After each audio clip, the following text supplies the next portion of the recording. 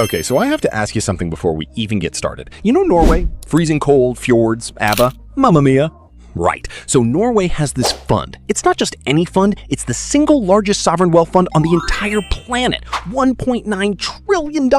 They own pieces of over 7,000 companies in 70 countries. And last week, the CEO of that fund sat down in Oslo with an African man to talk about putting serious money into Africa. And that African man is? Aliko Dangote. Okay, now I need you to explain everything because this is huge and I don't think people realize how huge this is. That is exactly what we're doing today. Strap in. Who is Aliko Dangote and why should you care? So Aliko Dangote is a Nigerian industrialist. Born in Kano, northern Nigeria, comes from a trading family. His great-grandfather was one of the wealthiest merchants in the region. He started his own business in his early 20s, importing commodities, and over decades he built what is now the Dangote Group, one of Africa's largest conglomerates. Cement, sugar, flour, salt, fertilizer, and now oil refining. And he's Africa's richest person. Consistently, yes. As of May 2026, his net worth sits at around $35 billion on the Bloomberg Billionaires Index. He is literally the only African in the world's top 100 wealthiest individuals right now. So not just the richest in Africa, One of the richest humans on Earth, period. One of the richest humans on Earth. And what makes him genuinely different from a lot of billionaires, especially in Africa, is that his wealth is industrial. He is not rich because he found oil under his feet. He built things, physical things, cement plants, fertilizer plants, refineries, things that employ people and change how economies function. That's actually a really important distinction. A lot of resource wealth in Africa has historically been extractive. Oil in the ground, minerals, timber. Dangote is different. Completely different. And that industrial model is what makes everything we're about to talk about so significant. Let's talk about the Lagos Refinery, because I think that's the foundation of everything happening right now. Yes, so here is something that should honestly be taught in schools. Nigeria is Africa's largest oil producer, has been for decades, and yet for years, Nigeria was importing refined petroleum products. They'd pump oil out of the ground, ship it to Europe, refine it there, and then buy it back as petrol and diesel. That sounds insane when you say it out loud. It is insane, and it's not unique to Nigeria. Most African countries do a version of this. The continent only refines about 44% of the total oil it consumes, and most of that is in North Africa. Sub-Saharan Africa imports the vast majority of its refined fuel from the Middle East. So what did Dangote do? He decided to change it. He built a refinery in Lekki, in Lagos State. It took nearly a decade. It cost around $20 billion. And when it finally hit full capacity in February 2026, it became the world's largest single-train refinery, 650,000 barrels per day.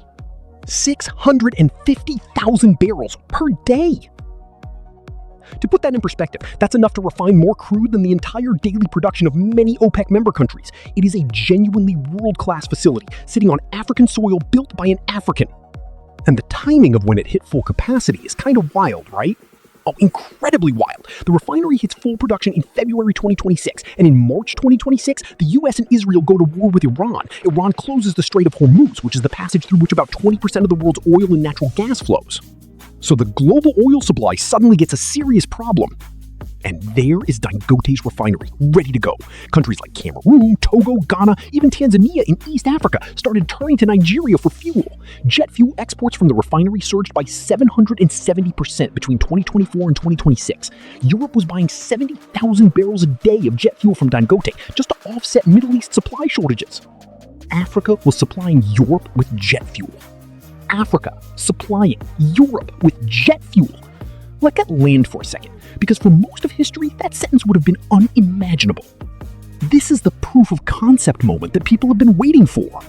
Exactly. One analyst put it perfectly. She said Dangote had demonstrated that a viable, scalable, intra-African energy supply option is possible. That proof of concept matters enormously. Okay, so the Lagos refinery is working. It's producing, it's exporting, it's becoming a strategic asset. What happens next?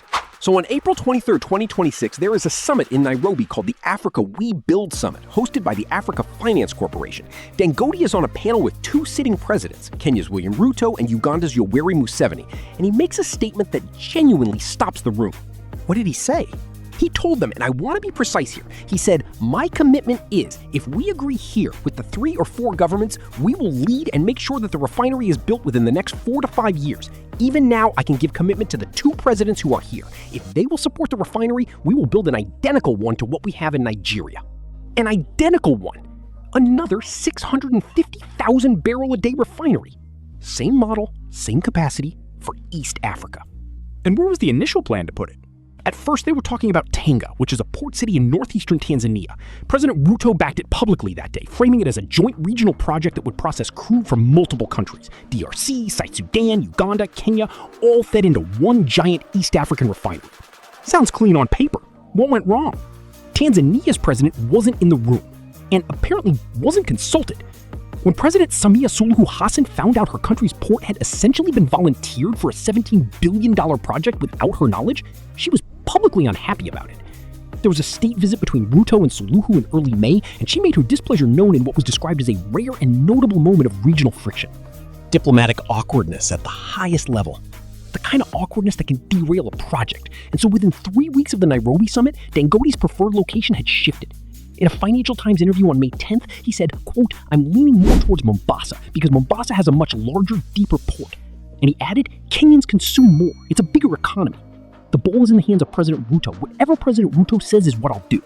So Mombasa is now the front runner? Mombasa is the front runner. And there is something symbolically powerful about that for anyone who knows this region's history. Mombasa actually had an oil refinery, the Kenya Petroleum Refinery Limited, that processed crude for decades. It closed in 2013. The proposed Dangote facility would be orders of magnitude larger, but it would restore Mombasa to its status as a regional petroleum hub, coming back stronger. And the cost? $15 to $17 billion. To put that in Kenyan terms, roughly 2.2 trillion shillings. The largest private infrastructure investment ever proposed in East Africa. There was genuinely nothing like it that has ever been on the table for this region. Why East Africa desperately needs this? Let's talk about why this matters so much for East Africa specifically. And this is the part that should make people genuinely angry, but also hopeful. East Africa right now imports virtually every liter of refined petroleum it consumes. Most of it comes from the UAE, Saudi Arabia, India, Oman. It gets refined in the Middle East, shipped across the Indian Ocean, and sold to East Africans at a markup. And East Africa actually has oil. East Africa has approximately 4.7 billion barrels of proven crude reserves, mainly in Uganda, South Sudan, Kenya, and the DRC. That crude goes largely unexploited or gets exported raw. The region has zero refining capacity right now. The old Mombasa refinery closed 13 years ago and nothing has replaced it. Zero. Nothing. Not a barrel refined in East Africa. So when global oil markets get disrupted, and we saw this with the Iran situation in early 2026, East Africa is completely exposed. Prices spike, supply becomes uncertain, airlines cancel flights, transport costs go up, everything becomes more expensive. And a 650,000 barrel a day refinery here would change all of that. Fundamentally, a refinery of that scale, serving Kenya, Uganda, Tanzania, South Sudan, and the DRC, would not just cut fuel costs, it would make East Africa energy independent from the Middle East. It would generate petrochemicals for manufacturers, fertilizer byproducts for farmers, jobs, tax revenue, industrial capacity. You can trace a line from a refinery in Mombasa to a cheaper bag of fertilizer in a smallholder farmer's field in western Uganda. And Kenya's government needs to actually say yes. That's where it stands right now. Dangote has said Ruto has the ball. Ruto has spoken enthusiastically about regional industrialization and has pledged significant energy sector investment. The decision is political now. If Kenya commits formally and provides investment guarantees, the project enters a development phase. If it stays at the level of summits and press interviews, the timeline slips. Okay, now let's go back to where we started, because I think this is the part that tells you something really different is happening. Norway. So while all this East Africa refinery stuff is happening, Dangote flies to Oslo. He sits down with Nikolai Tangen, who is the CEO of Norges Bank Investment Management. That's the entity that manages Norway's government pension fund Global. The $1.9 trillion fund! The single largest sovereign wealth fund on Earth. They hold stakes in more than 7,000 companies across 70 countries. This is serious money. And this fund sat down with Aliko Dangote to discuss a potential partnership across Africa. Power, energy, renewables, agriculture, fertilizer, and cement. That's Dangote's entire industrial portfolio, basically. Exactly. And the guest list tells you even more. Also in that Oslo room were the CEO of Yara International, which is one of the world's largest fertilizer companies, and the CEO of Skatek, which is a Norwegian renewable energy developer with 6.2 gigawatts of solar capacity across multiple continents, including major operations in Africa. So you've got the world's biggest sovereign wealth fund, a major global fertilizer company, and a major renewable energy company all sitting with one African industrialist? Nobody ends up in a room like that by accident. And this matters because until recently, sovereign wealth funds of this size invested in Africa primarily through listed stocks and government bonds. They didn't do direct industrial partnerships. They didn't say, let's build things together in Africa. This meeting signals a potential shift in how the world's largest pools of capital engage with the continent. Why now, though? What changed? Several things. Norway's fund has a mandate that allows it to invest up to 2% of its total assets in unlisted renewable energy infrastructure. At current values, that's a ceiling of about $38 billion. And their 2026 to 2028 strategic plan explicitly commits to expanding that, moving into new technologies and new geographies with renewable energy as a priority. Africa has the most solar resource of any continent, the most abundant solar irradiation of any continent on Earth, and some of the lowest installed solar capacity. That gap represents a massive investment opportunity. And what Dangote offers that the sovereign fund doesn't have on its own is local knowledge, operational capacity, and the political relationships needed to actually build things in Africa at scale. So they need each other. Perfectly complementary. The fund has patient long-term capital. Dangote has the operational machine and the trust of African governments. Together, they could do things neither can do alone. No formal deal was announced though, right? No formal deal. The discussions were described as exploratory. But the strategic logic is so clear that analysts don't think this was just a courtesy meeting. The most likely outcome would be co-investment in specific assets. A solar project here, a fertilizer facility there, rather than a blanket stake in Dangote Group. And even a couple of large co-investments between NBIM and Dangote would set a precedent for how sovereign funds engage with African industrial capital that could reshape the landscape for a generation. While all of this is happening externally, something equally significant is happening on the capital markets side. Tell me about the IPO. So Dangote is preparing to list the petroleum refinery on the Nigerian stock exchange. This is not a small deal. He is targeting a valuation of $40 to $50 billion for the business. $50 billion. For context, the entire Nigerian exchange has a total market capitalization of around $70 billion right now. One listing could nearly double the weight of the entire exchange. That's extraordinary. The planned sale is up to 10% of the company, which at a $50 billion valuation could raise up to $5 billion. To put that in further context, the MTN Nigeria listing in 2019 was the largest ever on the Nigerian exchange. It raised about $876 million. This IPO is targeting 5 to 6 times that size. Potentially the biggest IPO in African stock market history? Potentially the biggest IPO in African stock market history.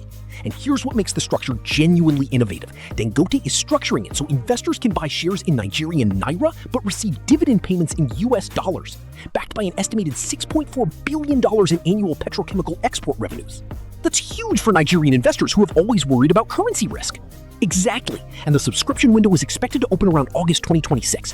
Meanwhile, Dangote Cement, a separate business operating across 11 African countries with 55 million metric tons of annual installed capacity, is also targeting a secondary listing on the London Stock Exchange by September 2026, about 10% of shares managed by JP Morgan, Citigroup, and Standard Bank. So within a few months, you could have an African industrialist listing 2 separate businesses on multiple exchanges simultaneously? He called it the busiest period of my business life, and he's not wrong. The bigger picture, what this all means for Africa. Let's zoom out, because I think if you put all of this together, the Lagos refinery, the Mombasa plant, the Oslo meeting, the IPO, the London listing, there's a story being told here that goes beyond one man's business moves. There really is, and I think the headline is this: for the first time in modern economic history, the world's biggest institutional investors are not just looking at Africa for natural resources or consumer markets, they are looking at Africa for industrial platforms. They are saying, we want to co-build things here at scale with African partners. And Dangote is the person who made that possible. He created the proof of concept. He built the world's largest refinery in a country where there was no functioning state refinery. He did it in Africa, and now the world is paying attention in a way it hasn't before. As one analyst described it, Dangote showed that this is no longer wishful thinking. The continent can provide for itself. And the African fertilizer market alone, projected to grow from $58 billion in 2026 to $83 billion by 2031. Africa has the fastest growing population and the most arable land of any continent. The demand trajectory is basically a straight line upward for decades. But there are real challenges too, we should be honest about that. Absolutely. The East Africa refinery is still just a proposal. There are infrastructure questions. Mombasa port may need significant upgrades to handle the crude import volumes a facility this size requires. There are questions about crude supply. Uganda's oil fields aren't at peak production yet. South Sudan's have been disrupted by conflict. And there's the political dimension. East African governments have a history of ambitious infrastructure announcements that move slowly or stall. Getting 4 or 5 governments to agree, move together, and keep their commitments over a 10-year project is genuinely hard. Genuinely hard. And Dangote's own Nigeria experience shows how messy it can get. His refinery was delayed for years, partly because bureaucracy at the state oil company forced him to import crude even after the facility was built to refine Nigerian oil. There was always the gap between announcement and execution. But he also actually built it. That refinery exists. It is running at full capacity. It is exporting fuel to Europe and across Africa. So when Dangote says he will build another one in East Africa within 4 to 5 years, that is not an empty promise from someone who has never done it. It is a statement from the only person in the world who has actually done it at this scale. That credibility is the whole thing. That credibility is the whole thing. And the fact that governments are taking him seriously, that Norway is flying him to Oslo, that London is preparing to list his companies, that credibility is what has shifted the conversation. Okay, if you had to bring it all together in one thought, what is the one thing you want people to leave with from this conversation?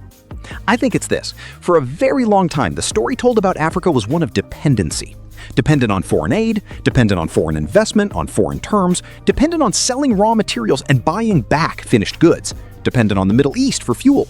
And what Dangote's story represents, not just as a personal achievement but as a signal, is that the dependency model is starting to crack. Africa building for Africa. Africa building for Africa, and doing it well enough that the rest of the world wants to be part of it. That's the shift. When the world's largest sovereign fund comes to you, you are no longer asking the world for a seat at the table. You have built your own table, and people are coming to you. That's a powerful image. And the question now, which an analyst put really well, is whether African institutions and governments will walk through the door that Dangote has opened. Because he can't do it alone. The East Africa refinery needs Ruto to move decisively. The continental fertilizer strategy needs regional cooperation. The capital markets development needs regulatory environments that attract investors. So the ball is in Africa's court. The ball is in Africa's court. For maybe the first time in a very long time, at this scale, with this level of credibility, the ball is in Africa's court. We will absolutely be following every development. This is one of those stories where every few weeks something significant happens. And we will be here for every piece of it. If you want to stay plugged in, make sure you're subscribed and have notifications on, because we are not done with this story. Not even close. Drop your thoughts in the comments. Where do you think the East Africa refinery ends up? Does Mombasa get the deal? Does it actually get built? We want to know what you think. Until next time, see you around.